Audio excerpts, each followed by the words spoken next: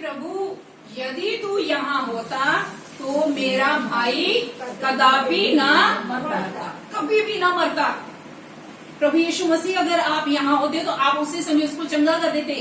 बीमार हुआ था तो आपने से प्रार्थना करनी थी, वो ठीक हो जाना था। वो तो अब मर गया है, उसे 4 दिन हो गए हैं। क्या हमारे जीवन में जब कोई परिस्थिति हमारे जीवन में ऐसी बन जाती है कि हम बीमारी के कारण हमारे जीवन में परेशानी आ जाती है, क्या हम उस समय यीशु को मैसेज देते हैं? आज मैसेज देने का क्या तरीका है? कैसे हम यीशु को मैसेज देंगे?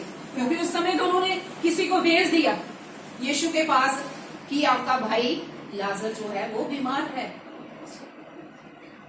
आज के समय में हमने क्या करना है? अगर हमारे जीवन में ऐसी परिस्थिति बन जाए, प्रार्थना करनी है, हमने मैसेज करना है। वचन दिया हुआ है बाइबल में, मैसेज देने का तरीका बताया हुआ है। वो क्या है? यिर्मयाह की पुस्तक उसका 33 अध्याय उसकी 3 आयत में लिखा है कि तू मुझे पुकार और मैं तुझे उत्तर दूंगा। हालेलुया। तू मुझे पुकार और मैं तुझे उत्तर दूंगा। हमने उस परिस्थिति में, जब हमारे जीवन में ऐसी परिस्थिति बन जाए, जब हमारा गर्भ मर गया हो, जब हमारा गर्भ मर गया हो, जब हमारा बिजनेस मर गया हो, जब हमारे बच्चे नशे में मर गए हो, हालेलुया, हमें यीशु को बताने की जरूरत है। मार्था ने यीशु को बताया कि प्रभु जी आपका दोस्त लाजर मर गया है, उसे 4 दिन हो गए हैं। वो सारी कहानी प्रभु को बता रही है। क्या क्या प्रभु है? क्या हम बताते हैं प्रभु जी मेरे गर्भ को मरे हुए इतना टाइम हो गया है, मेरे बिजनेस को नहीं चल रहा प्रभु जी, इतना समय हो गया, इतने साल हो गए हैं। क्या हमने कभी बताया कि प्रभु जी मुझे आपके कार्यों को ना करते हुए कितना समय हो गया है, मैं आपके आज्ञा का पालन नहीं कर रही, मैं प्रार्थना नहीं कर रही, मैं प्रार्थना में नहीं जा रही, मैं आत्मिक रीति से मरी हुई हूँ, मैं आत्मिक रीति से मरा हुआ हूँ क्योंकि मैं आपके कार्यों को नहीं कर रहा। क्या आपने प्रभु को बताया? नहीं। तो फिर प्रभु से कैसे आप उत्तर पाएंगे? प्रभु ने तो, उसने तो बोला है, मार्था ने तो बोला है प्रभु को, प्रभु जी 4 दिन हो गए आपके मित्र को मरे हुए। तो यीशु ने उसे क्या बोला?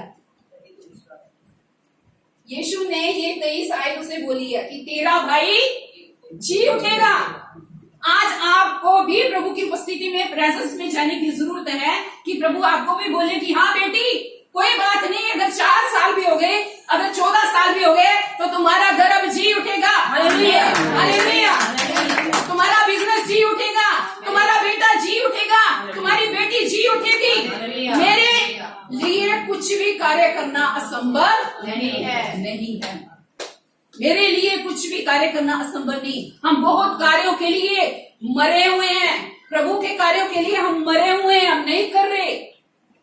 तो हमें खुद ही नहीं पता चला कि हम आत्मिक रीति से मरे हुए हैं, आत्मिक रीति से मरे हुए हैं। Hallelujah, hallelujah.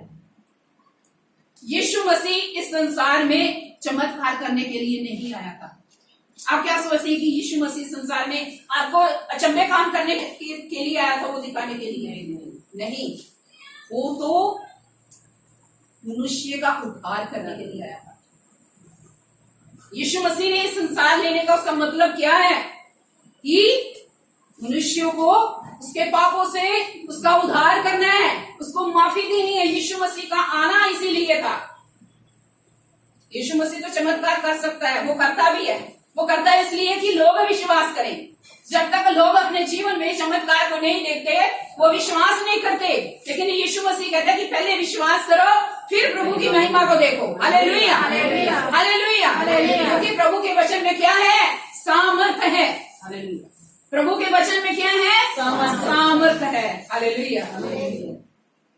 आज हमें भी प्रभु को बताने की जरूरत है, प्रभु जी मुझे इतने साल हो गए, मैं आपके दशमांश को नहीं दे पा रहा हूँ, मैं मरा हुआ हूँ, मैं मरी हुई हूँ, मैं आपकी आज्ञा का पालन नहीं कर रही, मैं प्रार्थना में नहीं आ रही। मुझे आपके दास दासियां लोग बोलते हैं मैं नहीं कर रही, मैं नहीं कर रहा। हालेलुया।